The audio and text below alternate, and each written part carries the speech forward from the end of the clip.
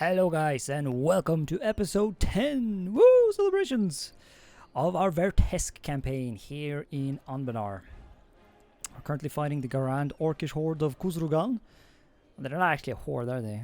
They really should become a horde. I feel like Khuzrugan, I mean their whole gimmick is like continuing the green tide. I feel like also they shouldn't be allowed to be core knight, or maybe they should get an option to reconvert and like, because they're all about restarting the green tide or picking back up where they left off, you know? So it's kind of weird that they just become like a completely normie kingdom that doesn't like distinguish itself, other than the fact that it has. Oh wow, really? Just straight up wiped. Truly, the discipline of the Westmore's army is glorious. Excellent stuff. Now I could have sworn I saw the other big army they had here for over there for a second, but now I no longer see them. So. I guess we will just go into the forest and chat with the Fae, question mark? Well, I guess we can wait until we've taken this fort, just so I don't have to go all the way around. Because last time we fucked around in the forest, a massive enemy army came out, and they have like 100k, had, anyways. Okay, maybe that army roaming in the Serpent Spine is the only thing they have left, actually. That might just be the case. Well, that and this stuff over here. But this stuff is not long for this world. I ended up just piecing out Clouded Eye because I noticed he was actually he wasn't counted with the anti-monstrous CB in terms of discounts to aggressive expansion. So we're gonna do this instead. Look at that. That is a chunky piece of land. And by just piecing him out, we didn't have to like occupy all his mountain crap, which is nice. I swear he's like the biggest mountain power in this region. It's mental.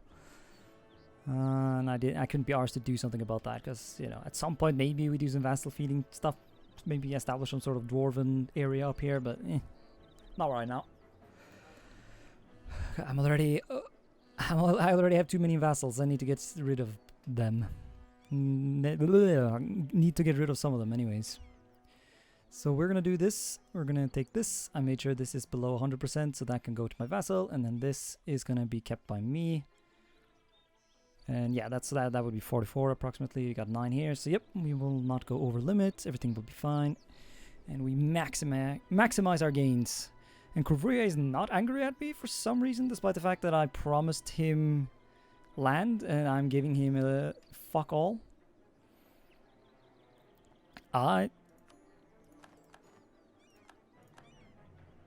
That's going to give me some nice power projection.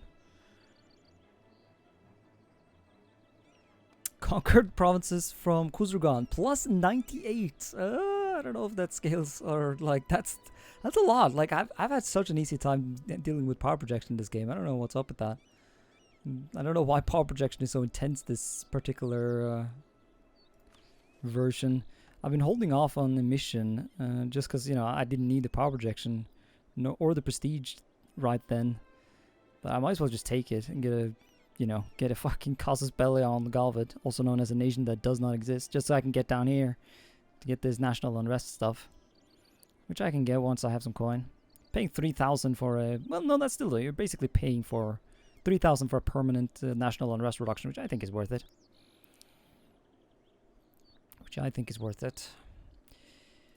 Cool beans. I'll start handing out shit. And yeah, speaking of the Teal Tower, our own people have been whipped into line by the imposing spire of the renewed Vertesk, the shadow of its jagged crest looming like a toothy maw, the lights cast from its halls burning away our dissidents like the breath of a great and terrible dragon. While the Goetti are our brethren, they are hardly kin. The system of control we've developed around Vertesk shall be doubled, as a mirror of our great tower rises in the heart of Gaviton. With our teal banners flapping above the tower's shadow, the screams of seditious dissenters in the great tower's dungeons shall ring out like an anthem to our great and growing nation, and our spies shall have another hive from which to coordinate their efforts. Glorious. Glorious. Very cool.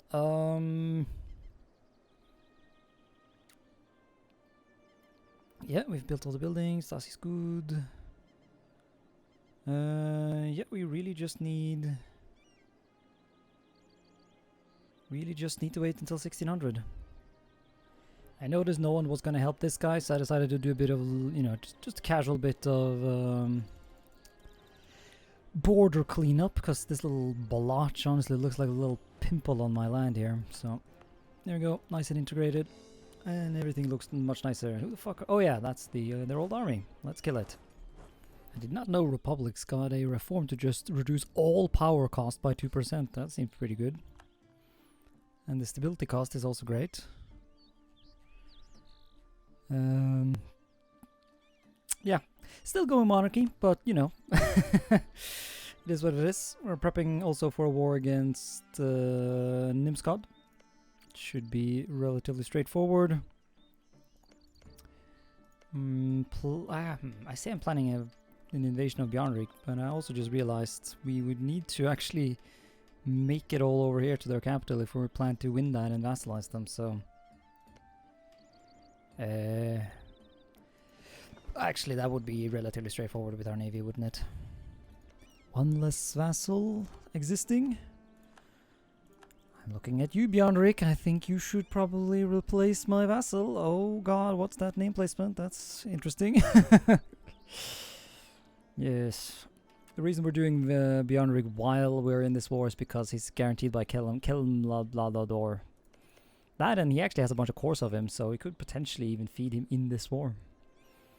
If I can get some fucking troops over here, because he's decided to go focus everything over here, despite me having a bajillion troops sieging down his shit. Come on, win. I know they're elves and all, but oh yeah, we're fucking slaughtering them. Easy game, easy life.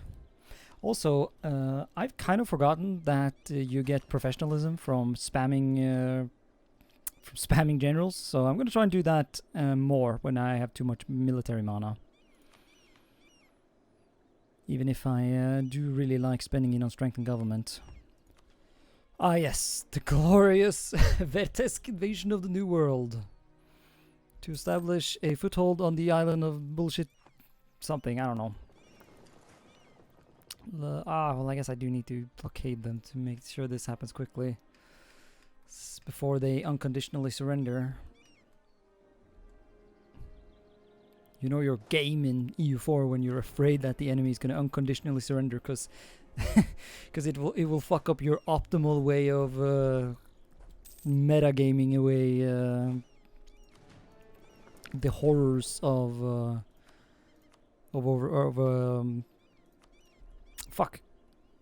the ability to speak. No, the horrors of aggressive expansion.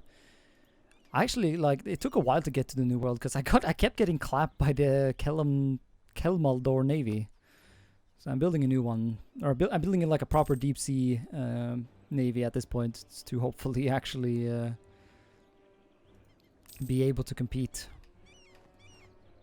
Bjornrik separatists, that's bad. Those need to die before we do anything else.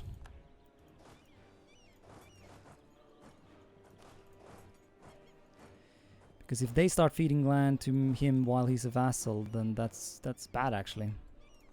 Because that gives him a bunch of penalties, which is not optimal. Also, look at this. We actually got all the things. All the things. Cool. Cool things. Oh, and there's the unconditional. Oh, not good.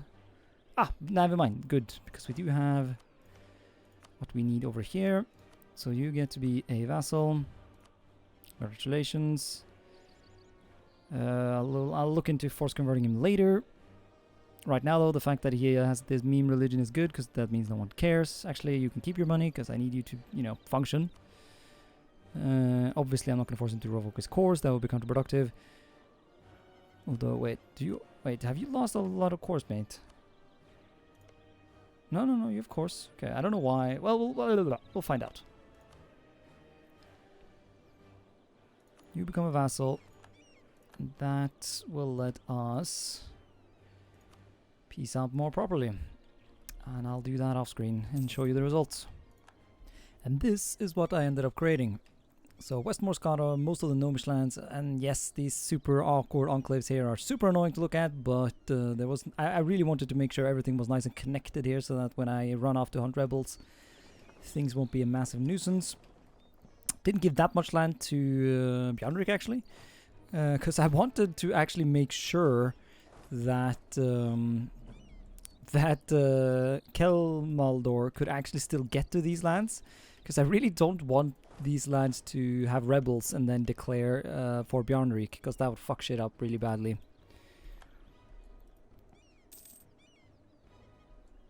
You've changed capital. Well, that's cool. Yeah, I don't know what will happen here. Maybe Galvid will respawn. That would be awkward, but nah. I think it's worthwhile just to do this for the sake of the stuff that I needed. We're starting to get somewhat lower on aggressive expansion in the Empire, so I think I'm going to wait a bit longer, but Eu4 is definitely looking juicy and severely elvish. Oh yes, the elves have been tolerated far too long in this land of ours. We must purify the land. Although I suppose the main focus will be on purifying Eskan and this area, which I think is actually technically Eskan too? Question mark? No, that's technically Garudia. Okay, well, it doesn't really matter. We're gonna fuck shit up and commit, yeah, just war crimes, I think. So I've come to a rather sad realization. We actually have to annex our long time ally Arberon in order to do our missions. Because I guess they are filthy half-elves, which they are. Let's not lie to ourselves. They are not optimal people, but yeah. We need to own all of these provinces. Damn. That kind of sucks, actually. Especially because once we click this button, when we click this button, we leave the Empire, which means we'll have to fight, like, we have to straight up invade the Empire if we ever want land off Arberon. I guess I'll just start and I'll make him cancel his alliances with people I really don't want him to be allied to. How often is it you can do that again? Every 10 years, yeah, so I guess cancelling his alliance with Vex isn't overly viable. So I guess we won't be doing the... Dominion quite yet, even if we can do it very soon, strictly speaking. Because I would prefer to then kill this guy when we can. Damn, that sucks.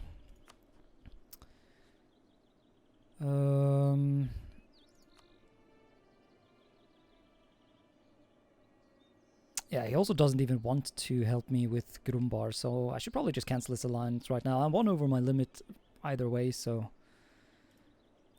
There was the whole idea of having him help me fight... Arbaran.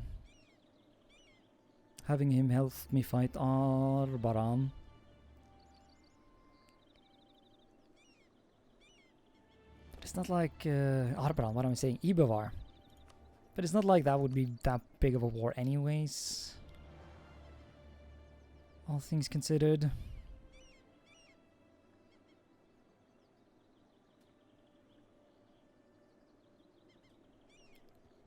So we'll probably be good, and yeah, I'm gonna need to go against Arberon as quickly as I can, really, so that I can form my dominion.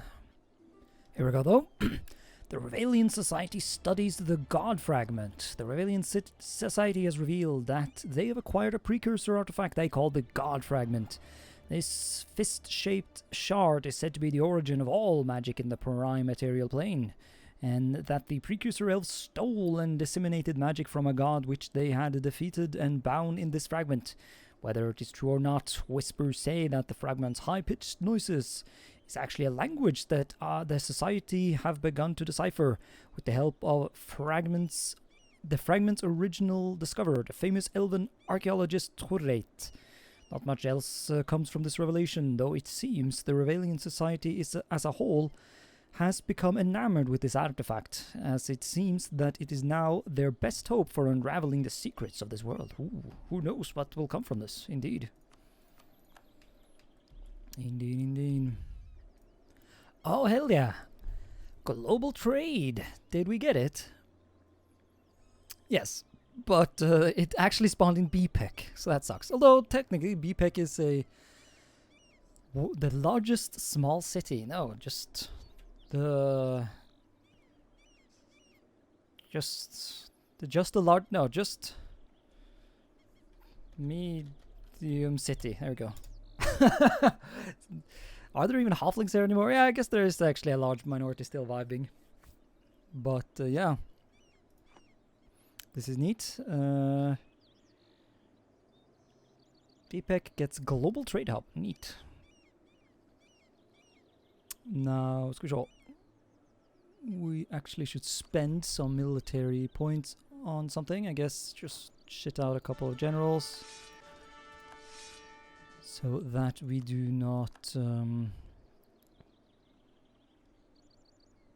get a bunch of power that we won't be using. Yep, excellent stuff. Oh yeah, almost. Yeah, let's get one more. A new level of army professionalism. Excellent. May refill garrisons. Okay.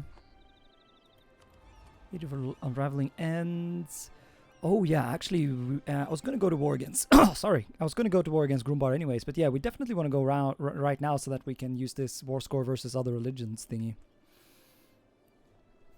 Because I want to go. I want to go ham on this dude. You know what I mean? We can now have peace in our time. I barely even found their army. I found it eventually, but like that was I basically just ran into it by accident.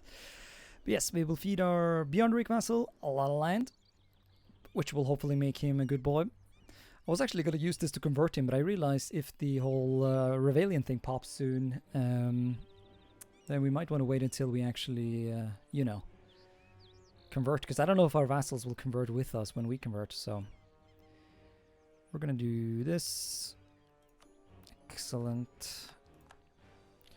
Now we just need to wait for our truce with Kelemdor, and we will have basically restored Beyond Rick to his former glory to an extent. How nice would that be? Core almost everything, I guess. I suppose I could hold this directly, but I would assume he would have an easier time holding it. Skujol. Because he presumably gets, or he can accept these cultures. And also, it just looked better. Which we need to think about stuff like that. Governing capacity is fine, that's good. If only you knew how many governing capacity buildings I've been building. I even accidentally revoked a bunch of the privileges that gave me governing capacity because I was preparing for the absolutism stuff. But yeah, I was not able to revoke those. That was not on the list of shit I was permitted to do, so that didn't happen. Now we will do missions, I suppose. What nobody expected the Green Tide to create was an entirely new race, half-orcs. As they make worse slaves than orcs, they don't get sold by us as frequently as their green brethren, and a large part of half-orcs seen in Vertesk are seen as free mercenaries. Currently, they have no goal but to earn some quick coin and move away from us, but our traders believe there is some use for them. Half-orcs would make perfect orcish capturers, as they are stronger than humans. Oh god, we're going to use half-orcs to capture orc slaves. As they are stronger than humans and would have an easier time dealing with our future slaves. Additionally, due to not having much option, they would take practically any job there is, saving us some coin. Yes. Then there is the increase in numbers. As Escan gets more settled and developed, so does our slave trade fare better. The demands for slaves in Elentir and more keeps increasing, and sometimes we are in danger of not having enough orcs to supply. Numbers must be increased, contacts with more nations in Escan established, and the trade must flow for the prosperity of Vertesk, Escan, Elentir, and especially our wallets. It's real, you know. Increase orcish minorities. Ugh. Well, that is what it is. Green trade hegemony. Oh yes. The slave trade reached unimaginable heights in Vertesk. The slaves are coming in waves from Escan, and many of our citizens mockingly call it the second green tide. Our harbors are full daily with ships ready to, is that right? Our daily, I wouldn't actually know how to write it. Full daily with ships ready to sail for Elentir as soon as they can't fit any more greenskins. Colonies in Elentir are full of orcs, and a large part of them remember seeing Black Tower as they passed through the city chained together. But Elentir is far away. Here in Kalnor we can safely say that Vertesk has achieved hegemony over the slave trade, and that our coffers have never been fuller. Cool beans. And there we are. We can now do the destiny of Vertesk, but we won't do that because I don't want to leave the empire just yet. Another reason that leaving the empire is awkward is because we lose 2 diplorep from doing it, because 2 of those diploreps come from being in the empire. What's this? Vertesk does not produce slaves.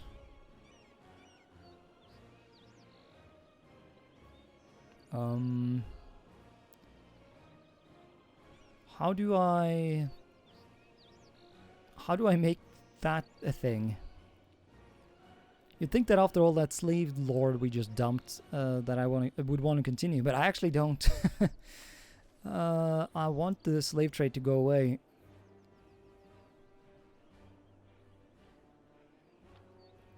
Because I want to get rid of the slave trade modifier that kills my diplorep. I guess I would have to actually ban it. I don't know when that happens though, so I guess for now we're going to be trading. No, I don't also... yeah, there's no more missions about slavery. At this point we're just becoming thick. Which means we can start clicking the funniest of buttons. That button being... actually, when do I lose the annex subject thing? Ah, no, we got time.